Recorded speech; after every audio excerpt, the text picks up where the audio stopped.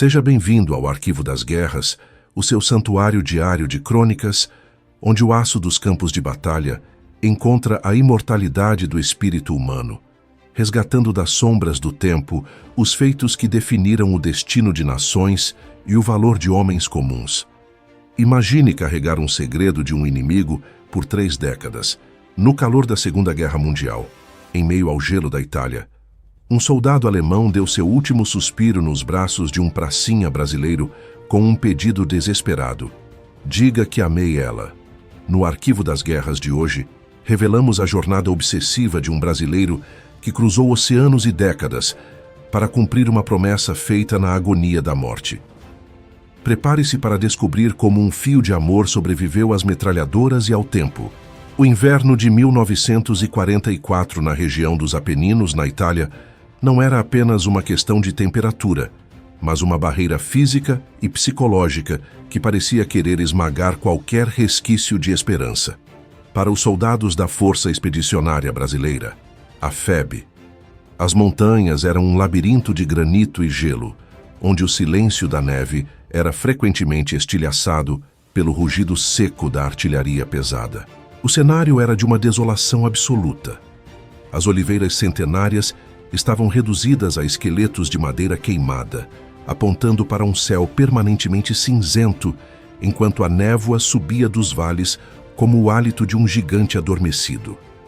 Foi nesse ambiente de provação extrema que a trajetória de um jovem brasileiro, vindo do interior do país, cruzou-se com o destino de um soldado alemão em uma encosta que a história esqueceu, mas que a memória jamais permitiria apagar. O brasileiro, um homem de mãos grossas pelo trabalho na terra, mas dotado de uma sensibilidade que a guerra não conseguira cauterizar, fazia parte de uma patrulha de reconhecimento avançado. Eles moviam-se com a cautela de quem sabe que a morte pode estar escondida em qualquer fresta de rocha ou atrás de cada ruína de pedra que outrora fora o lar de camponeses italianos. A patrulha avançava sob uma garoa gelada que se transformava em cristais de gelo ao tocar o metal dos capacetes. A tensão era tamanha que o som da própria respiração parecia um ruído ensurdecedor no meio do vácuo das montanhas. Subitamente, o confronto ocorreu. Foi um embate curto, violento e desorientador, típico das escaramuças naquela região acidentada. Troca de tiros, o clarão das explosões de granadas e o grito de ordens que se perdiam no vento cortante. Quando o silêncio finalmente retornou, pairando sobre a neve agora manchada de fuligem, o brasileiro percebeu que o inimigo havia recuado, deixando para trás o rastro da destruição. Ao verificar o perímetro, entre as carcaças de um muro de pedra estilhaçado, ele encontrou um soldado alemão caído. O homem não era mais um combatente, era apenas um corpo quebrado, mortalmente ferido por estilhaços que haviam penetrado o abdômen e o peito. O uniforme cinza-campo estava empapado de um vermelho escuro, que contrastava violentamente com a brancura da geada ao redor. O brasileiro aproximou-se com o fuzil em pronto emprego, mas ao ver o rosto do oponente, percebeu que a ameaça terminara. O que restava ali era apenas a agonia. O soldado alemão era jovem, talvez pouco mais do que um adolescente que fora arrancado de sua vida bucólica para servir a uma máquina de guerra que agora o abandonava à própria sorte. Seus olhos, de um azul desbotado pela dor, buscavam o rosto do brasileiro com uma urgência que não era de agressão, mas de uma necessidade humana desesperada. Ele tentava falar, mas o sangue borbulhava em seus lábios, dificultando a pronúncia das palavras que ele lutava para expelir. O brasileiro, movido por um instinto de compaixão que transcendia as fronteiras da guerra e o ódio entre as nações, ajoelhou-se na neve e apoiou a cabeça do inimigo em seu colo. Naquele instante, o campo de batalha desapareceu. Não havia mais Terceiro Reich, não havia mais aliados, não havia mais a linha gótica. Existiam apenas 2 seres humanos confrontando a mortalidade no silêncio dos Apeninos. O alemão, sentindo que o fim estava próximo, fez um esforço monumental para levar a mão trêmula ao bolso interno de sua túnica, retirando de lá um pequeno objeto envolto em um pano sujo. Era uma fotografia, já desgastada pelo tempo e pela umidade da trincheira. Nela, Uma jovem mulher sorria em um campo de girassóis, com os cabelos loiros balançando ao vento de um verão que parecia pertencer a outra vida. O soldado alemão apontou para a imagem e, com um esforço que parecia drenar as suas últimas energias, sussurrou uma frase que o brasileiro nunca esqueceria.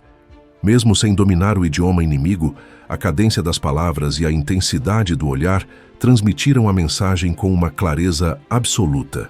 Ele estava pedindo que alguém dissesse àquela mulher que ele a amara até o último suspiro.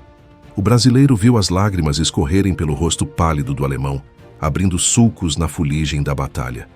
Ele segurou a mão do inimigo, um aperto firme que era um juramento silencioso. O alemão pareceu relaxar, como se a promessa do desconhecido fosse o peso que faltava para ele se entregar ao sono eterno. Minutos depois, o brilho nos olhos azuis apagou-se, e o brasileiro ficou ali, sozinho na neve, segurando a foto de uma mulher que ele não conhecia e o peso de uma promessa que ele não sabia como cumprir. A guerra continuou sua marcha implacável, mas para o pracinha brasileiro, o mundo mudara de cor. Ele enterrou o soldado alemão ali mesmo, marcando o local com uma pequena pilha de pedras e uma cruz improvisada de madeira, mas levou consigo a fotografia e o nome que estava escrito no verso, em uma caligrafia gótica caprichosa. Aquela imagem tornou-se o seu talismã e o seu fantasma. Ele a guardou dentro de sua Bíblia, protegendo-a das chuvas, das minas terrestres e dos ataques de artilharia em Monte Castelo. Cada vez que ele sentia o medo paralisar seus membros, ele tocava o papel desgastado e lembrava-se do compromisso que assumira com um homem morto. Quando a guerra finalmente terminou, em 1945, e os navios trouxeram os pracinhas de volta ao Brasil, a maioria queria apenas esquecer o horror da Itália. Eles queriam enterrar as memórias das trincheiras, o cheiro de morte e o frio dos Apeninos. Mas o brasileiro da nossa história carregava o pedaço de papel como uma dívida de honra, que o tempo não conseguia prescrever. Ao retornar para sua vida no interior do Brasil, a rotina do trabalho na terra e o calor dos trópicos deveriam ter apagado a lembrança daquele inverno europeu. No entanto, a fotografia permanecia guardada em uma gaveta de sua escrivaninha como um segredo que ele não compartilhava com ninguém. Ele casou-se, teve filhos, viu o país mudar e a tecnologia avançar, mas todas as noites antes de dormir, ele olhava para o rosto daquela jovem alemã e sentia o frio da neve italiana em seus ossos. Ele via-se novamente ajoelhado na ravina, ouvindo o som borbulhante da respiração do inimigo e o pedido desesperado. Ele sentia que, enquanto não encontrasse aquela mulher, o soldado alemão não descansaria em paz e ele próprio continuaria preso àquela encosta em 1944. A busca começou de forma tímida nos anos 50, através de cartas enviadas para a Cruz Vermelha e consulados, mas as informações eram escassas em uma Alemanha devastada, dividida e reconstruindo-se das cinzas. O nome no verso da foto era comum e a cidade mencionada fora quase totalmente destruída por bombardeios aliados. O pracinha brasileiro enfrentava um muro de burocracia e a barreira do idioma. Ele não falava alemão e seus recursos eram limitados, mas sua determinação era alimentada por uma espécie de teimosia sagrada.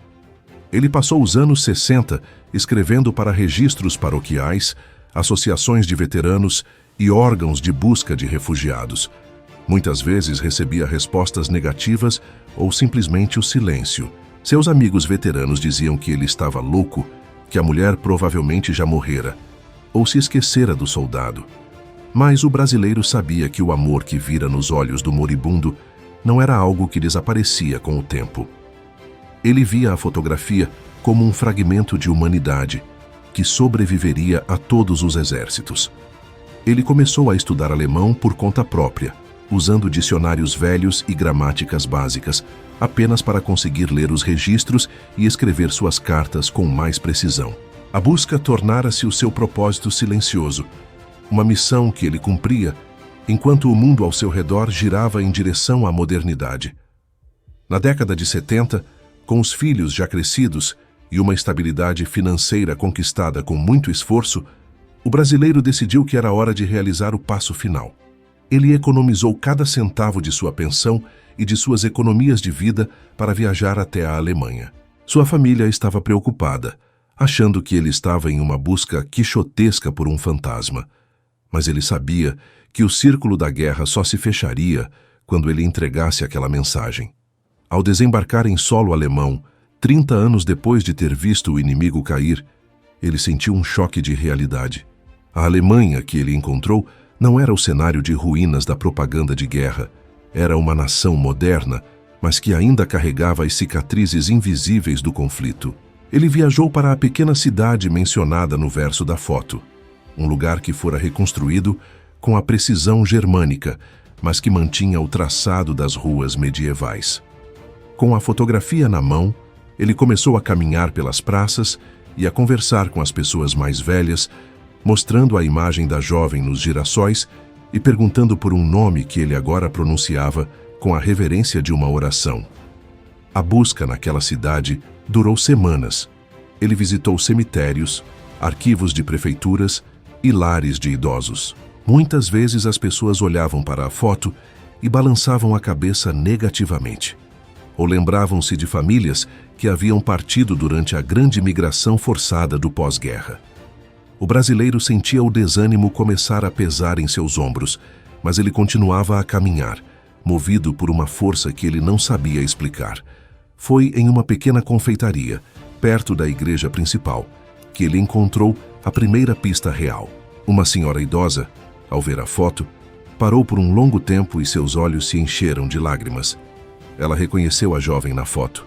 Disse que ela fora sua colega de escola e que a família dela morara em uma fazenda próxima antes de tudo ser destruído. A senhora indicou uma direção, um vilarejo a poucos quilômetros dali, onde se dizia que alguns sobreviventes daquela linhagem ainda residiam. O brasileiro sentiu o coração disparar. A promessa estava perto de ser cumprida. Ele viajou até o vilarejo em um dia de outono, onde o vento soprava as folhas secas pelos caminhos de pedra, lembrando-o estranhamente da brisa gelada da Itália. Ao chegar à casa indicada, uma construção simples mas bem cuidada, com flores nas janelas e um jardim de cores vibrantes, ele parou por um longo tempo diante do portão. Ele sentia o peso de 30 anos de espera concentrados naquele momento. Quando a porta se abriu, uma mulher de cabelos grisalhos e olhar sereno apareceu.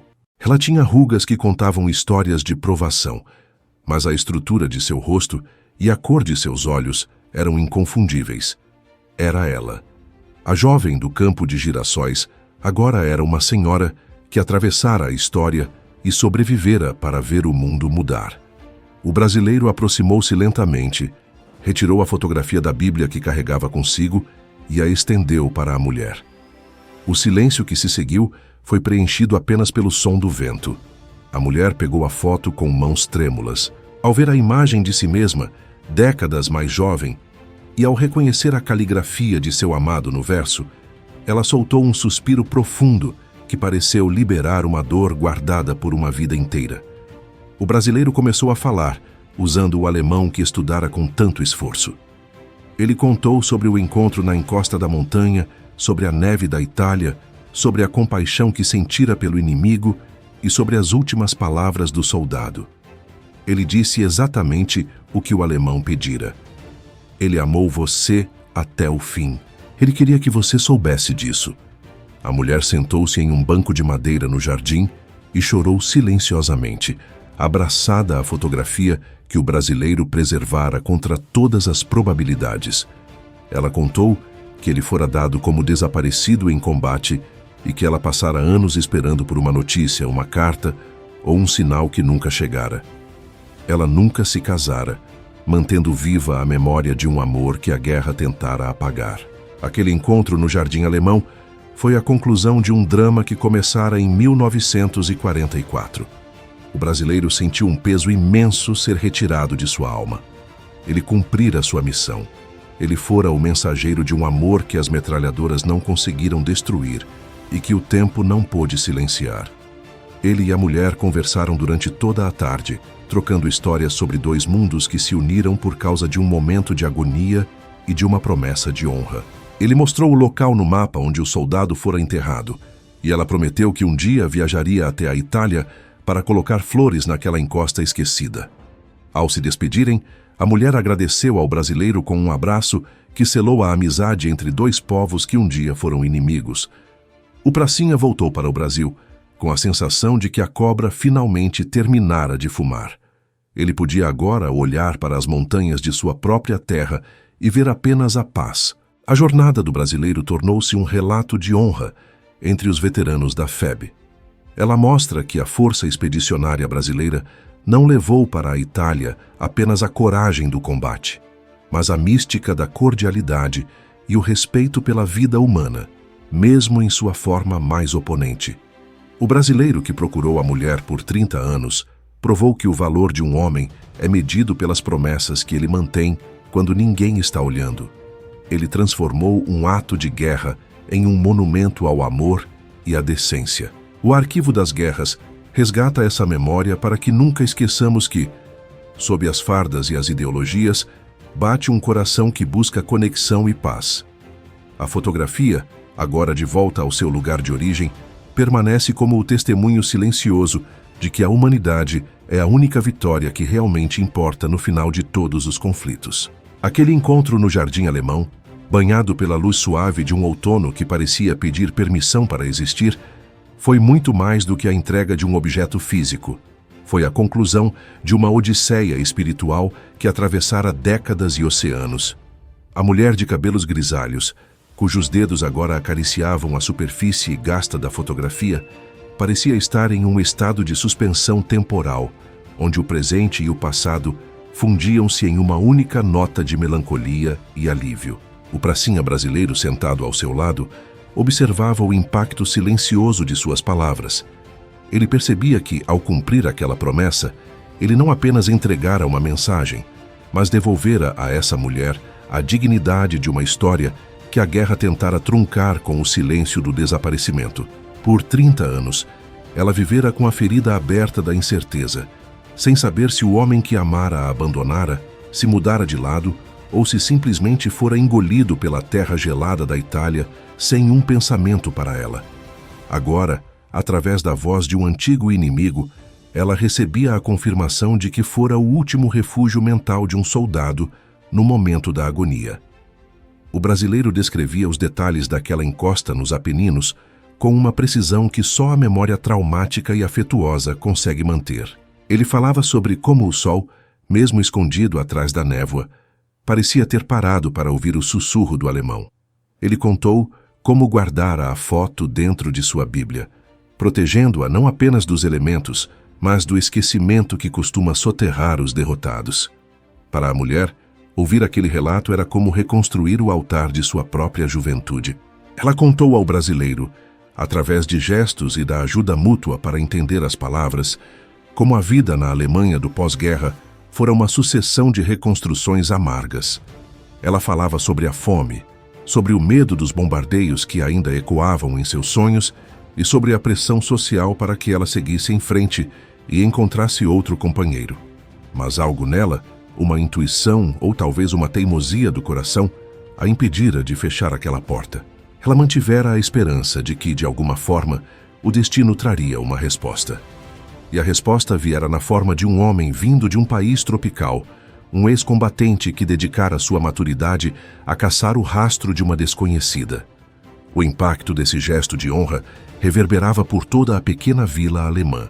A notícia de que um veterano brasileiro estava ali para cumprir uma promessa de guerra espalhou-se rapidamente, e logo outros idosos da comunidade aproximaram-se do jardim, observando a cena com um respeito quase religioso.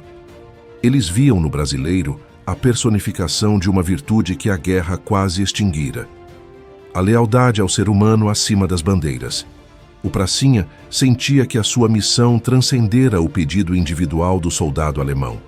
Ele estava realizando um ato de reparação histórica, provando que a Força Expedicionária Brasileira levara para a Europa uma ética que não se dobrava ao cinismo ou ao pragmatismo militar. Ao ver a mulher abraçada à foto, ele compreendeu que a guerra só termina de verdade quando o último segredo é revelado e o último luto é devidamente processado. Ele não era mais o soldado que disparara contra as posições inimigas. Ele era o arquiteto de uma paz íntima e inabalável. Durante os dias que passou naquela vila, o brasileiro foi tratado como um convidado de honra. As famílias abriam suas casas para ele, oferecendo o melhor que tinham em suas mesas, querendo ouvir novamente e novamente a história da encosta italiana. Para aqueles alemães, o brasileiro era a prova viva de que o mundo não era feito apenas de destruição. Ele representava um país que eles mal conheciam, mas que agora passariam a amar através do seu exemplo. A mulher levou o pracinha até a antiga igreja da cidade, onde ela costumava rezar pelo soldado desaparecido. Lá, em um gesto de gratidão suprema, ela colocou a fotografia original no altar por alguns momentos, como se estivesse apresentando ao divino o mensageiro daquela paz. O brasileiro, embora de uma fé diferente, sentiu a sacralidade do momento. Ele percebeu que a sua teimosia de 30 anos fora, na verdade, uma vocação. Ele fora escolhido para ser o fio de seda que uniria duas vidas separadas pelo aço. Ao se preparar para retornar ao Brasil, o veterano sentia uma leveza que nunca experimentara antes. O peso da fotografia em sua gaveta e o fantasma do soldado alemão em seu colo haviam desaparecido, substituídos pela imagem daquela mulher sorrindo entre as lágrimas no jardim. Ele trocou endereços e prometeu manter contato, estabelecendo um vínculo que o oceano não poderia mais romper. A mulher entregou-lhe uma pequena lembrança, uma relíquia de sua família que sobrevivera à guerra, como um símbolo de que a partir daquele dia eles eram irmãos de alma. O brasileiro embarcou no voo de volta, sentindo que a sua própria vida ganhara uma nova camada de significado. Ele não era apenas um sobrevivente da Segunda Guerra Mundial. Ele era o guardião de um amor eterno.